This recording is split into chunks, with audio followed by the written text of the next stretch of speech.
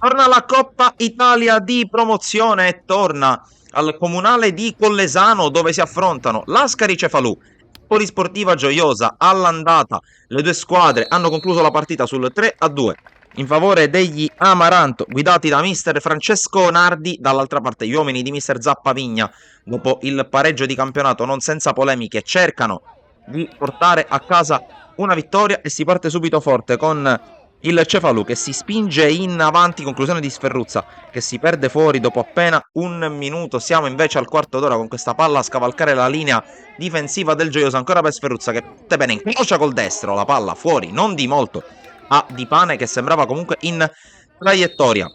Calcio di punizione qui per il Gioiosa, il colpo di testa, il miracolo di Ferreri su questa giocata da palla inattiva da parte degli ospiti. Passano pochi minuti, altro calcio di punizione questa volta per il Lascari Cefalù e ci vuole l'intervento di Di Pane a dire di no a questo tentativo. Altra azione offensiva, minuto 27 per il Lascari con il cross dalla destra, arriva dalle retrovie Mocciaro che non inquadra lo specchio della porta, ma è ancora più pericoloso alla mezz'ora il Lascari Cefalù con questa azione insistita ancora su palla inattiva. Il pallone che viene proposto in mezzo per Sferruzza che di testa ancora sul secondo palo non riesce a ribadire in rete. Si chiude con l'attacco qui pericolosissimo da parte del Gioiosa con il tentativo da parte del numero 8 Cipriano.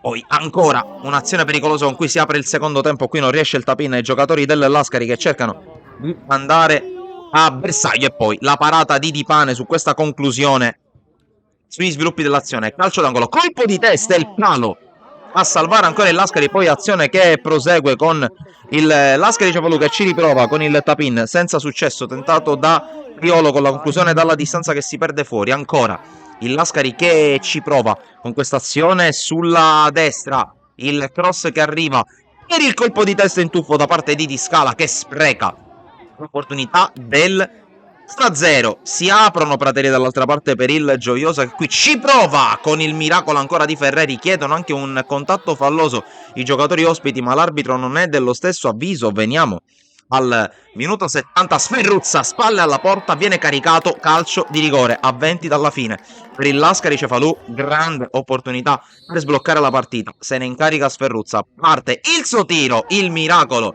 di Di Pane che si buffa alla sua destra e nega il gol del vantaggio, quello che sarebbe valso l'accesso ai calci di rigore. Dall'altra parte azione pericolosa con il colpo di testa, la palla che si spegne sulla traversa sul tentativo prima parte di Ceraulo, poi col tentativo di tap-in di Spinella che non arriva. Insiste qui il Lascari, conclusione di Fazio, respinta da Di Pane. Partita bellissima con tante palle gol da una parte e dall'altra. Ancora poi l'ultima occasione della partita con Fazio che mette al centro per Mocciaro, colpo di testa sul palo. Finisce qui la partita 0-0, passa il Gioiosa.